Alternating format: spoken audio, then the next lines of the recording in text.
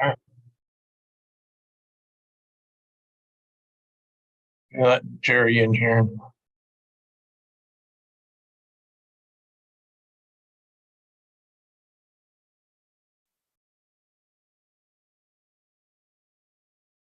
Okay, Zach, we're ready. I'm good. All right, welcome to Instant Reaction. It's the Blue Jay Banner post-game show right here on the YouTube channel. Thanks for finding us. Make sure and hit subscribe as well as hit like. Tell all your friends and neighbors about it. Jays win. Jays win. Workman-like performance, 63-53. Missed too many threes for my liking, but that's how it goes. If you want to join in, just send an email to bjbinstantreaction@gmail.com, and we will get you on the show. The link to send the email will scroll across the bottom of your screen, as well will be for our fine sponsors, Equitable Bank, We Take Banking Personally, West Pacific Dental Group, and Infusion Brewery. Yes, sirree, it's time to crack another Let It Fly for another Jays win. Jerry, your thoughts on the game? It was ugly. Obviously, I know what they talked about Georgetown being a bad 3-point shooting defensive team. They give you a lot of open threes. We couldn't make them tonight. We had a 14-point halftime lead. I felt okay. I think let's come out in the second half and push it to 20 and coast in. But, it didn't happen. And at the 8-minute timeout, we're only up 5 points and had the ball. And, Trey hit a 3, and then he made a 2-pointer to kind of stretch the lead from 5 to 10. And we kind of held off from then. But, yeah, it was kind of an ugly game. The most positive thing was Trey Alexander's defense on Primus. Man, he really shut him down, made him really uncomfortable, forced a lot of shots. I don't know how he may end up with 10, but man, Trey played some great defense on him, really kind of took him out of the game and forced him to take a lot of bad shots. All right, we got our first guest of the night. It's Mike. Hey, Mike. Hey, Tim. Hey, Jerry. No, I just caught the end of what Jerry was saying. Have to agree. Ugly game, but hey, I'd rather take an ugly win than a pretty loss. And it was a weird game. Art just starts out on fire, and you think, oh, this is going to be one of those Art games. And then after his was a quick 7 or 9 points, he was kind of a non-factor. Clock, he gets that ball in the paint and he's automatic. And I think he was only about 60% in the paint tonight. Trey 1 for 7 from 3. Art 1 of 5 from 3. But good defense. We dominated them on the boards in the first half and got out of there with a win in front of dozens of Georgetown fans. Yes, sir. We got just an unreal game going on. 80-79 Xavier up by 1 in overtime with 2 minutes to go. Who do you guys? I can't figure out who I want. Who do you guys want to win this game? Like, what? PC. I mean, if we can sweep them, and they are, helping us clear out the top of the conference, that's kind of who I want. I want Xavier to win. Just the fact that Fremantle's out for a month. And I think they're going to lose some games without Fremantle there. That's true. Some games they may not expect. That's a great point. Providence has just been winning ugly. Providence always – I don't think Providence in all of Ed Cooley's years has a pretty win. That's their MO. Yeah, you're right. But, yeah, they're up 3 now. I'm interested to see how Xavier adjusts to Fremantle being out for a month. Not just that's a month down the stretch. And they still have some tough games, and it's going to be interesting to see how they handle that. So, call me crazy, but I'm smelling upset in that nightcap.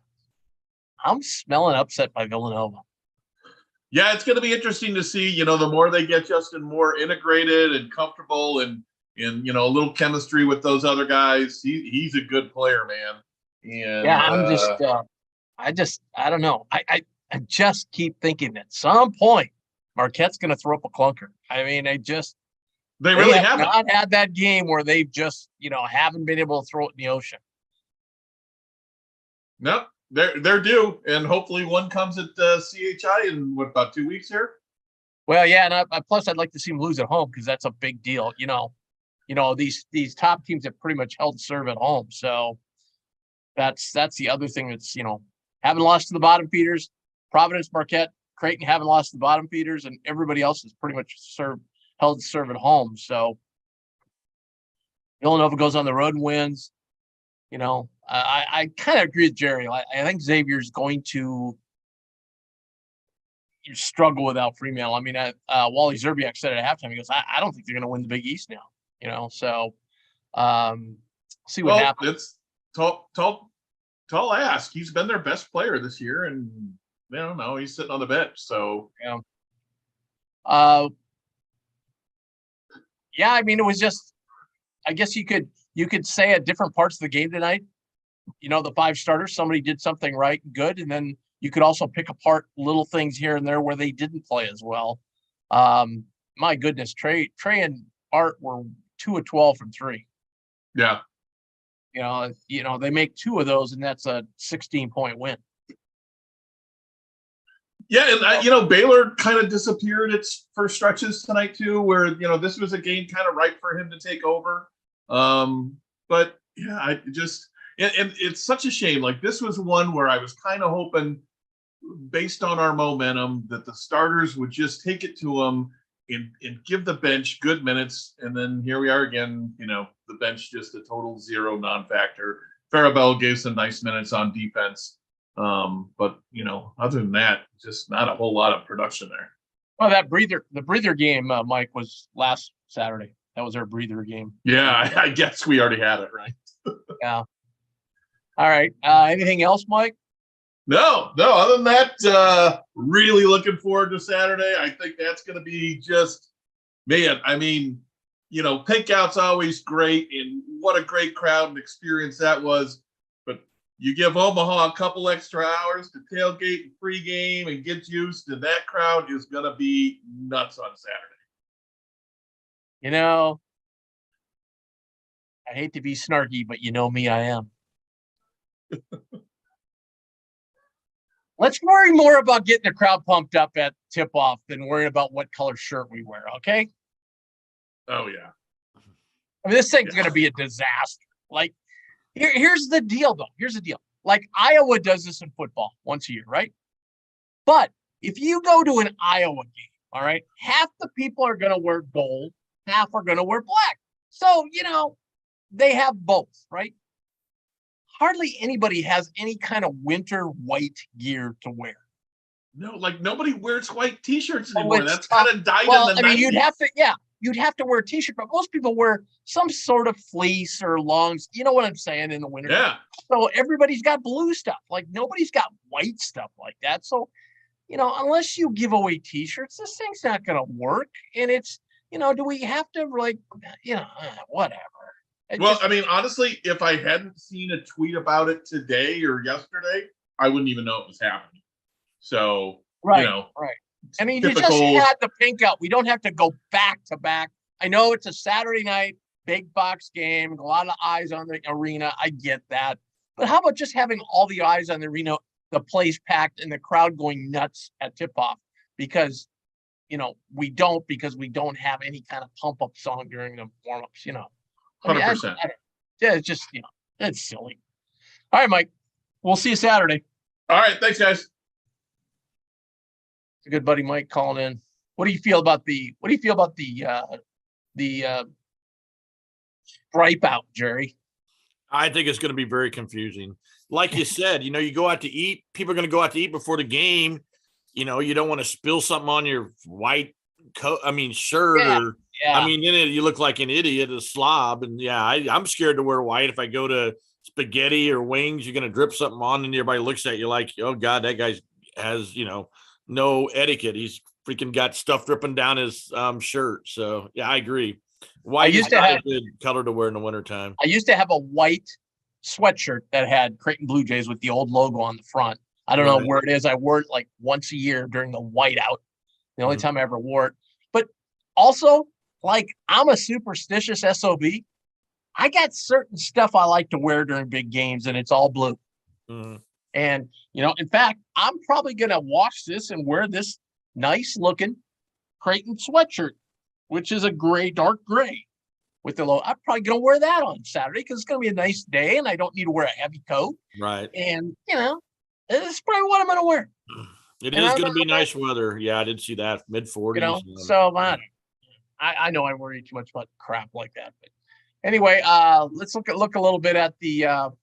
It looked like Xavier had the game wrapped up, but now Providence has made a late run here, and it's still in doubt. Yeah, we got nothing from our bench again. Farabella had a couple 3 looks, couldn't of course knock him down. Fred missed one inside. Other than that, they only took 3 shots. Our backups.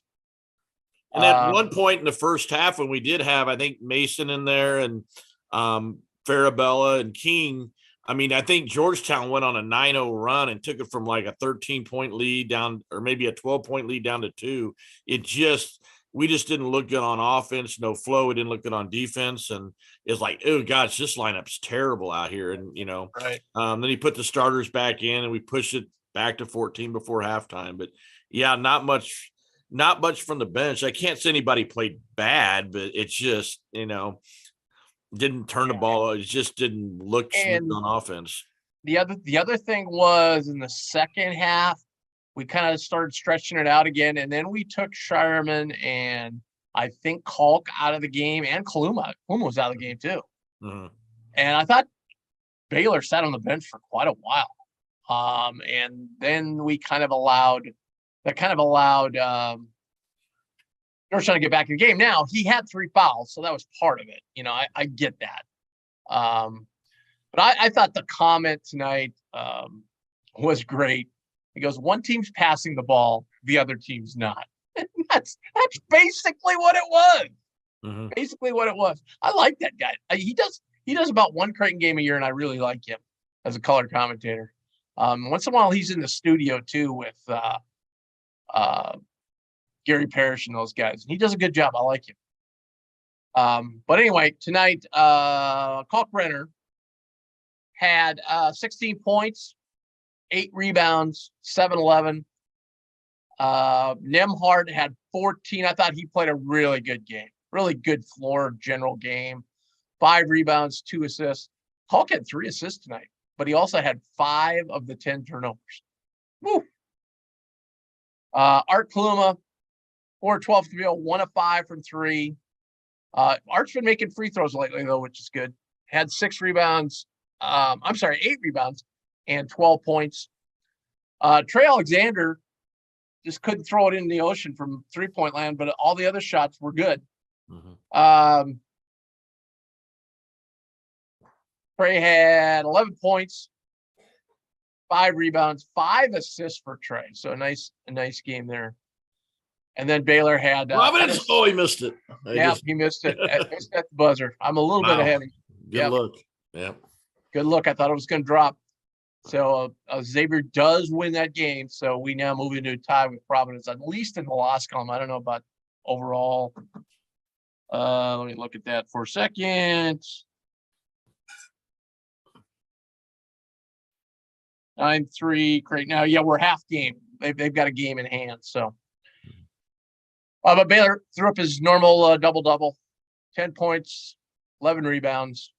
I thought he was really active on the boards. He does a really nice job of coming, kind of backflowing in when Kalk's in there battling for the ball. He does a nice job of backflowing in and getting those loose balls. So just our starters were the only guys that scored. And 63 was enough tonight. Georgetown, like you said, Jerry, Primo was 5 of 18. I thought he was shot hunting a lot. He just took some really bad shots. He really did. Oh. He really did. And Murray was 4 of 14, so they were 9 of 32. That's the difference in the ball game right there. Yeah. You can say no more. That's all you need to say. We did out-rebound them by 10 for the game. They really, the other thing too is, this is not exactly a breaking news. We don't foul, so we just don't get other teams to the free throw line, and that was the case tonight with Georgetown. I mean, they shot 6 free throws tonight. So it's just such a huge deal when you don't foul, And I know Xavier fans were going crazy the last game, oh, the refs just, one-sided, da-da-da. And this was in the thread of Adam Baum, who's been on our show before, the beat writer. And I just said, hey, look up the stats. Creighton's like number 2 in the country in least fouls. They just don't foul. So the refs know that. So they're not going to call a foul. All right. We got the second tier of games tipping off. Villanova's up 8-5. Let's go. Let's go, Cats. Let's do unsung hero while we're waiting for Coach. We got Casey Matthews tonight, by the way, video coordinator Casey Matthews joining us. I don't know what their travel plans are and so forth, and he's probably trying to wait for a better connection. But I think they got a bus ride. They got to take a bus ride. I don't know if they're flying out of Reagan or Dulles, but it sounded like they had a bus ride to an airport. So probably trying to get out there and get home. Yeah. But Casey did it on the bus the last time he was with us, but it's probably too dark in the bus tonight. I don't know, but I'll get in touch with him. What do you think about unsung hero, Jerry? Hey, we got nothing from the bench. I don't know. The only thing that stood out to me was Trey Alexander's defense. I don't know if you give it to, his defense was the difference in the ball game, I think. But the 3 guys that played off the bench there was really nothing there. You got 5 starters, and they all kind of averaged in close to double figures. So I said the only thing that stands out to me was Trey on the defensive end was outstanding. Plus, like I said, his defense, took their best offensive player and frustrated him, and he actually was helping Creighton with some of his terrible shots. So, yeah, absolutely. I would totally 100% agree with you. And sometimes Nemhard switched off, and yep. I think he actually scored a couple of those buckets on Baylor when Shireman kind of switched off of him. I just thought Trey was outstanding. poking the ball away. When you're an offensive player like that, you got a guy all over you and he's knocking the ball in your hand. That gets very frustrating. And I thought it showed where he was really frustrated, took some bad shots. So,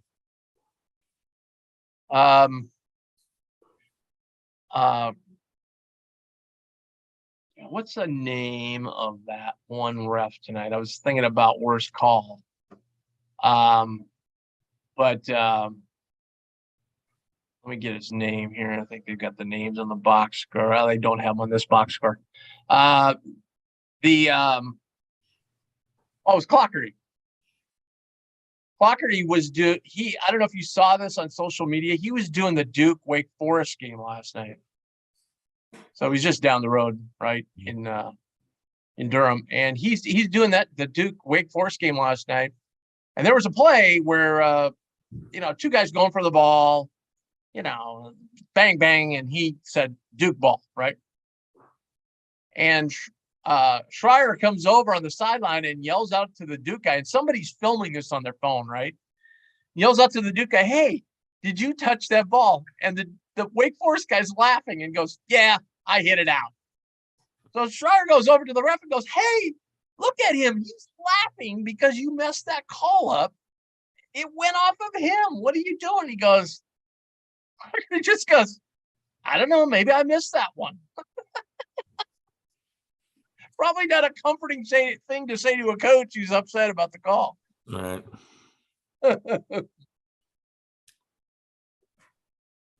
What did you think about worst call?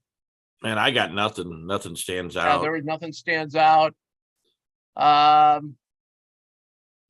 thought that one Georgetown in the second half drove in, and I think it was Baylor. I thought he was there. He went tumbling. I thought they were going to call it flop first, and then I did too. It was a late block call. It was a late block call. Yeah, it probably should have been a flop or no call. I didn't. Yeah, I thought they were going to call it flop. I really did. Right. So I thought it was kind of iffy. What do you think the listed attendance was tonight? 1,200. I don't know. Was it that much? Boy, it's so spread out. It's hard to tell. But man, it was. They showed a span of the arena, and it's embarrassing. Well, here's their listed attendance. Okay, 4,042. No way. So here's the first thing popped in my head was, okay, are they counting sold tickets like season tickets? And if that's the case, do they have that small of a season ticket base right now? I can't believe that. I mean, they've got an NBA team there, don't they? Yeah, don't they? Yeah, but here's what I'm thinking. Okay, Georgetown is renowned for their law department, so forth. I mean, a lot of big time lawyers go to Georgetown. All right, a lot of big time people go to presidents, for crying out loud, go to Georgetown graduate school. So I gotta believe there's a lot of rich dudes hanging around that when they get the thing in the mail, go, yeah, we'll get season tickets and just donate the money. I'm not going to go to any, So I would think they would have a larger season ticket base than 4,000. That's all I'm saying. They've been bad for a while though, so maybe people just dropping out. I don't know. So I would think people would, like Creighton fans would. You know what I mean? Like yeah. I'm sure there's some Creighton fans that buy the season tickets and the whoop-de-doo seats and probably go to 2 games a year, and they either give them away or leave them empty for the rest of the games. Yeah, I get mine from a lawyer that goes to the weekend games. He doesn't go to the weekday games, so he lets me buy them for face value. So obviously he'll be going to the Villanova game, and I'll be sitting in the upper bowl. But but yeah, I mean, but Creighton's good is kind of the thing that there was a lot of we thought we were going to be really good this year. We don't have a lot of other things outside in Omaha to do in the wintertime, so we don't like. I get that. I'm just talking about right. Yeah, it reminded me. The crowd reminded me of the opening. The playing Valley games down in St. Louis on Thursday. Yeah. You basically had Drake playing Illinois State and 400 people there. So you pretty much could walk in and sit anywhere you wanted to. So you could. Except we did one time and they kicked us out of the seats. Well, I had that happen too. I'm just like, are you? I mean, seriously. I tried to. They tried to me, and I am not moving. And finally, some Southern Illinois fans were sitting like 12 rows behind and start yelling at the usher, and they finally left us alone. So I said, you should be paying me to watch this basketball. It was one of those 42 to 40 games that was just ugly. So, yeah, funny thing, I know when this came up and the thing died down a little bit, I thought of you because your affinity for Valley basketball. But did you like those disco moves? Yeah, your affinity for Valley basketball, I thought about, and so our mock selection committee is getting formed, and we're having our first meeting on Saturday, and then ahead of the reveal, which we do live on our YouTube channel. The night before they do that reveal, which is the Saturday before President's Day. And so we're in the chat like, all right, here's the time we'll do it. And then somebody comes up with a smart aleck idea. Like one guy goes, well, I might go to the Valley tournament, but I can, do everything from there when we do the selection. And then another guy goes, well, I think that's a good idea. I can go to the Valley. Another guy goes, they go, well, we know Tim would love that. And I go, oh, that'd be great. And another guy goes, well, I can do that. And I'm like, oh, well, let's slow the roll here a second, guys. I need a bunch of you guys to do this. So we can't all be going to St. Louis because we're not going to get a damn thing done if we do. Now, if we want to set this up some year and do it all from St. Louis, great. But we got to have like about 9 months planning where we, have a hotel room or a ballroom type place where we can go in and do it and, get some sponsors and so forth. But yeah, these guys were all hyped up to go to the Valley. So it looks like it could be my cards at some point, which would be a lot of fun. Yeah. Be a lot of fun. So that's 5 in a row now. Yeah. Chalk it up, baby. All right. Coach is going to call in 5 minutes, so we'll be good there. But at any rate, so Jays go to that 14-8. Now their records, when you start comparing them to 8-9 teams, that 14-8 looks very comparable to their records, but our resume is probably a little better. So obviously tonight doesn't help us at all. No. It was a game you couldn't lose, basically. You just couldn't afford to lose. Yeah, right. Exactly. Boy, another, this was that Georgetown Creighton game was very low scoring. We got another rock fight going on now. Let's get to some calls though while we stand around here waiting. Let's go to Ed first.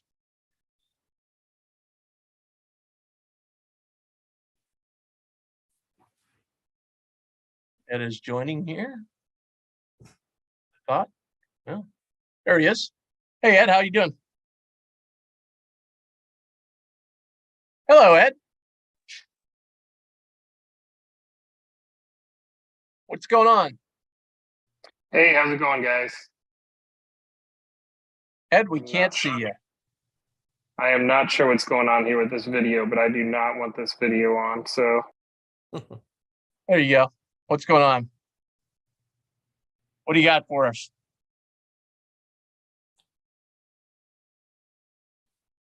I think oh, sorry about that. I'm here, guys. Sorry. All right, Seems to be technical difficulties all the way around. all right, what you got? Don't make me watch that again, guys. That was painful. So worst call of the night, you guys you were almost there. So that block that they called on Shireman with the NBA continuation. Yeah. I was screaming at the television, like how it's a block on the side, or it's a charge, or it's not an and one. I couldn't believe I was screaming at the television. So I was hoping you guys would get that for worst call of the night. Fred, I still think Fred should get unsung hero. I mean, he did a pretty good job against the big guys when he was in there. He missed a bunny, but he played good defense, and that's really what you need him to do. My main point tonight is, this team, if they want to go to where they need to be, this bench has got to do something. Yeah, I agree. They've got to do something. And Mac didn't do many favors with that Farabello, King, Miller lineup where they got within 5 and just looked all out of sorts. But they have to do something if this team wants to go somewhere this year. Hey, Ed, sorry to cut you short, but we got to get to Yeah, coach. you got the thing. I'll talk to you guys next time. Thank you. All right, thank you. Thank Bye. you. And now joining us is Casey Matthews. Hey, Coach, what's going on? Hey, Tim, how are you? Great. Nice win. Congratulations. I appreciate it. You guys doing good? We love the videos from the bus. This is awesome. Yeah, I know, right? And we got these nice lights this time too. And this time now, instead of you having to turn the phone, we can see Ben in the background. So this is great. Oh yeah, sorry about that. I'll try to hide them just for viewers' sake. All right, your thoughts on the game? You know what? I thought for stretches we were pretty good. I thought for stretches we weren't so good, but I felt like we competed, and it meant something to our guys tonight, which I think we want to see in these kind of games. So like, get in a situation where we're having to play hard. I felt like we played hard. So yeah, I mean, I think there's some things we can take, get better from, but. Defensively, I thought we did a nice job. Another game where we play without fouling, to the line 6 times. So I think we did a really good job on Spears. We had 10 points and he took 18 shots. So it's another game where the combination of Trey and Ryan Emhart, did a great job on the number 1 option on their team. So there's definitely a lot of positives to take from it. Absolutely. There's 2 studs went 9 for 32. So I thought it was a great job on Murray as well. So that's a great point. Terrific job. And Trey, not only that, just got 5 assists tonight too. Yep, he did. He had a good game offensively as well. 5 assists, no turnovers. I mean, he was really playing really good basketball. And just I think all of us, the guys have really come together. They're playing well. I think the guys coming off the bench understand the role. I know the fans probably want more points and all that stuff, and I get that. But at the end of the day, you got to win games. Winning games on the road is not easy. It doesn't matter who you play. And so, we're on the bus. We're glad we won. We'll see Saturday. We'll have Nova coming in and be excited to hoop it up again. Yeah, it's gonna be a great crowd, a revved up crowd.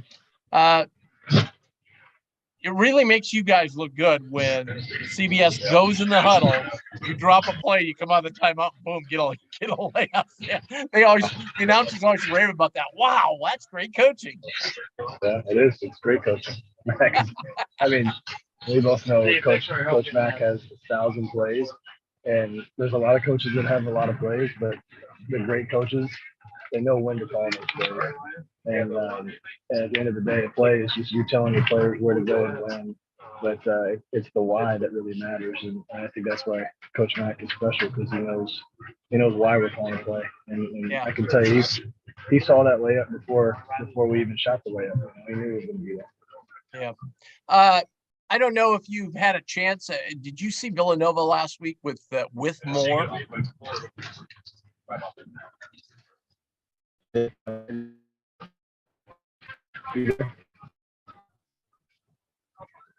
Sam, you there? Yeah, we're here. Did you see Villanova last week with more in the lineup? Yeah. Yeah. Yes, They look like a little bit That's- different team. He was pretty rusty, but they look like a different team. Yeah, you know what it is? It allows them to kind of return to where they want to be on the court. They can move Daniels off the ball a little bit more. And then, the thing to watch with them is their little point guard, Mark Armstrong. He's a really good player. He's not getting a ton of love right now. But I think it allows basically what it does to you is it makes your matchups incredibly difficult. Because they'll put lineups out there. They'll take Armstrong out. And now they have more. And Daniels, Slater, and Dixon. You've got 5 guys out there that you have to respect their shot. You've got 5 guys out there with legs, not less of them. So, they're not really tricky in terms of what they try to do to you offensively, but they're going to make you be solid. We've had some success in the past against Nova. I mean, Coach Wright is a Hall of Fame coach and phenomenal. They've had great players, but what's enabled us to have some success in the past is discipline and being able to stay down on shot fakes, stay in front of guys when they're pivoting, do all those things. And so I think that's really what it's still going to come down to. With more, without more. Villanova's still Villanova. They're gonna have to play for 40 minutes. Really Don't go for that damn pump fake. Can't say it enough. Absolutely. They're taking it to Marquette here. They're up 4 midway through the first half. So at Marquette. All right. We're about to, hey, Coach. We're going to go through a tunnel, so if I lose, I'll let you go. Thank you so much, Coach. Really appreciate it. Yeah, thank you guys. Always appreciate the support. Talk to you soon. Yep, you bet. All right, that's Coach Casey Matthews on Coach's Corner tonight. Boy, he's having problems. I'm having problems. Zacho, you're going to need to fix my computer is all I can say. I've had problems now for 3 shows in a row. But now we got Brandon. Hey, Brandon, welcome. Thanks for putting your camera on. I appreciate it. Hey, Brandon, what's up? Hey, guys. How you doing? Appreciate you putting the camera on. I like it. Should I take it off? Might be scary. No, don't. And you got the dog there. We love dogs. So. Yeah, he's been watching the game with me. Nice. I had just a few thoughts. I didn't know if you guys saw the Blue Crew instructions somebody put on Twitter where it told them not to be too loud. Just your thoughts on that. I just remember being a student there, and we weren't very fond of the Blue Crew then. That was over. I can add some color to that. So that came from Fake Blue Crew's Twitter account. So that was just a total hoax. Okay. He drove up. It's something that he did a great job because a lot of people bought into it. A lot of non-Creighton fans bought into it too. But that was just a total hoax. Pretty impressive. He put the little QR code in the bottom that made it look really official. The internet tricked me, I guess. I think I posted too. I was like, this better be fake. Yeah, no, it was. But if you listen to our show, Ross is not with us tonight, but he has gone off on the Blue Crew many times. I'll say this year they've kind of set them, and I talked to some people at Creighton too. They've kind of positioned them. They don't have as much of a presence. Let's put it that way. This year, I've kind of noticed it. They don't have as big of a presence this year as they have in years past. I was also kind of curious on your guys' thoughts. I know tonight you've already touched on it quite a bit, but the bench, I feel like we've actually been getting better bench minutes lately, even if they're not showing up in the box score. But with the history of injuries, specifically to our Creighton team, seems like anytime we start getting rolling, somebody tears an ACL or something. If you had any insight on, what your thoughts are in trying to get the bench out there more so our guys don't get run down, and then if that's something that's being actively addressed with the coaching staff or not. Yeah. So if you remember, like Mac, like when he gets to late February, every team he's had, even if it went 12 deep, he's shortened that bench down to 7 guys. I mean, he always does, right? And if you look back, like on past, like last year, these guys were playing 37, 38 minutes every game, because they had to, because we were so short. Yeah. So this year, the fact that, Ryan sat out for a good month almost. Nemhart's been able to get a blow, whether it's Trey or Reef coming in the game. We've had a good blow with Kaluma and Schreierman mixing and matching with Parabello and Miller. So, and then obviously Kalk's been getting a nice blow because now we got a guy in King who's, he's not an All-American, but he comes in and gives us good minutes. He's not a liability on the floor at all. Right. And so I think the call tonight, like Casey was just saying, yeah, he goes, I want, fans want the bench to play more and score more, but tonight, you're on the road. We just wanted to make sure we sealed this win up. And I think the guys are pretty well rested, they didn't have to go full 40 the other night, Saturday night, which is a game you probably expect them to have to go full 40. And the game before that was a blowout. So they got another nice blow. And then before that, they had 8 days off. So I think their legs are pretty good right now. And now we don't play till late Saturday. So that's nice. So yeah, no doubt we need more protection from them. Farabella's still doing a nice job defensively. And I think King's doing a nice job in there too when he gets in there defensively. Mason's kind of, to me, taking a little bit of a step back, than what he showed early in the season. But I think it's just a matter kind of like you were alluding to, like when King got minutes, when Kalk was out, he was playing great, like that was at the BYU game. I don't think I don't know that Kalk would have done any better in that game. Like King was playing that well. Right. And I think these guys, if they got like Mason, if he got more minutes, I think he would be more comfortable and play better and so forth. He's kind of lost his shot a little bit.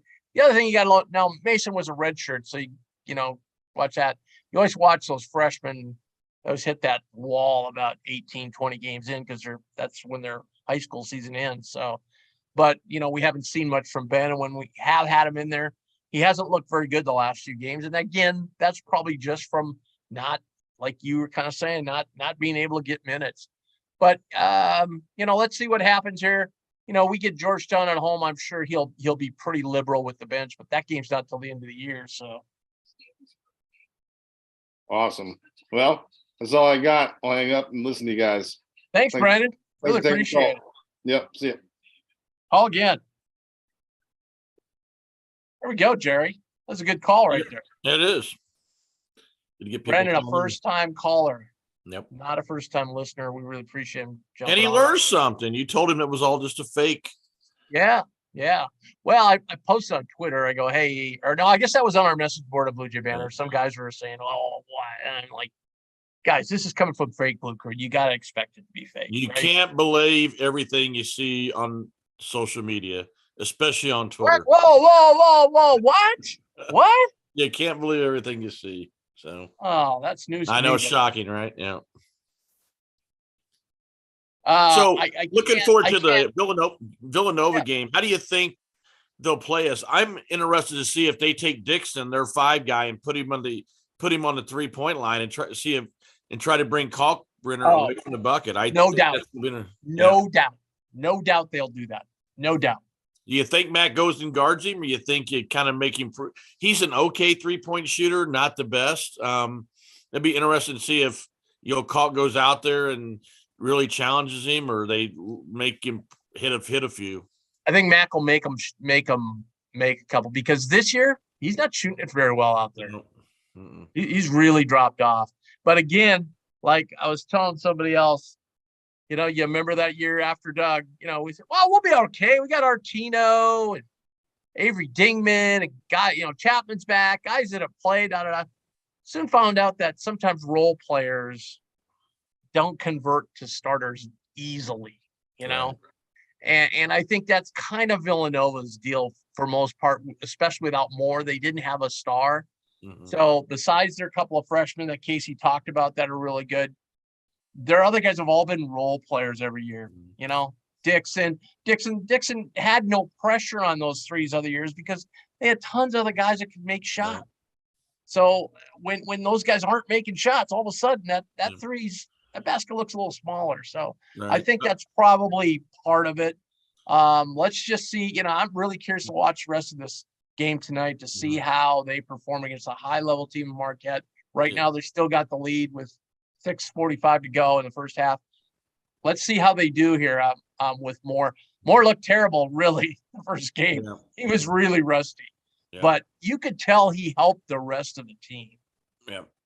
It'll be interesting too. I think what Villanova's missing this year, they don't have a great point guard. When they've had their great teams, they had Brunson, they had, Gillespie the last couple of years, Archie, Giacomo. So they're really lacking a top-notch point guard in my estimation. I mean, before their guards always just ran the offense. I mean, got guys open, and they don't have that. They don't really have a elite point guard this year, and I think that's what Casey was talking about, that Armstrong, that freshman, is, not getting a lot of credit because they're not playing very well. But I've watched a few of their games, and he looks pretty good. He looks like he's going to be a player in the future. So they probably got a guy in the future here. The other thing that you mentioned they don't have inside, they don't have a big guy inside. No, so they don't. They're going to get, we may have to come out and guard Dixon, but they're going to have to guard Kalkbrenner and Kaluma in the paint. And so that's going to be a real problem. Right. So.